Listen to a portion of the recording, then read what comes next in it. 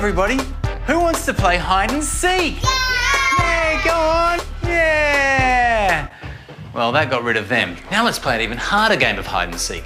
Trying to find the key information on your credit card bill. When banks are trying to flog you credit cards, it's all about low interest. 55 days interest-free. 0% on transferred balance. You'd think we're obsessed about not paying interest. But by the time you get your statement, things have changed. Take this Citibank statement. To avoid paying interest, you just pay this bit, the closing balance, by this date here, the minimum payment date. Here's another one. Don't pay this bit that's highlighted in the payment summary. Pay this bit right down here by this date back up here. It's clear as mud. What the credit card statements do emphasise is your minimum repayment. Everything about them suggests that this is what you should be paying.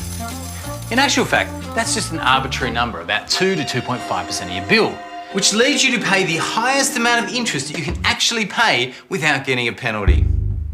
Kids today. Recently, a new law has required credit card bills to tell you just how much interest that is through what's called the minimum repayment warning. No, I didn't. It gives you an example of how much money you could save if you just paid more than the minimum repayment. And the difference can be huge.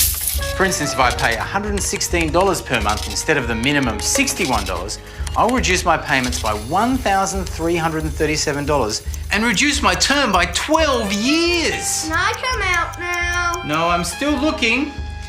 And here's the best bit. If you only pay your minimum repayment or anything less than the closing balance, then you'll no longer get that 55 days interest-free. That's right, all of those interest-free days are only for those that pay off their closing balance every month.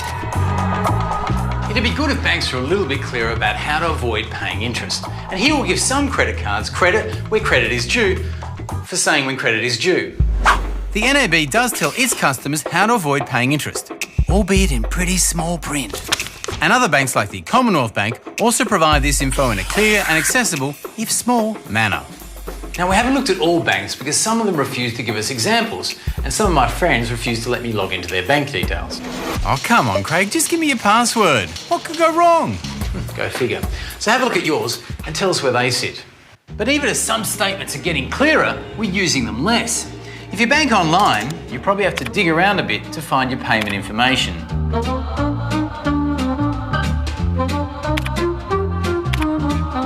You might be able to sign up for an email or SMS reminder, but even these often focus on the minimum repayment. The Commonwealth Bank, for instance, does include the closing balance in their email version, but the SMS only includes the minimum payment. And neither of these require the legislated minimum repayment warning. So in the digital world, we've actually gone backwards a bit. So remember, the only way to avoid paying interest is to pay your closing balance every month.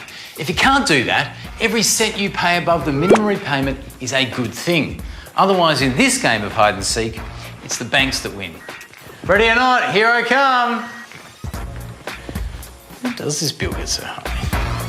5, 3, 1, 3.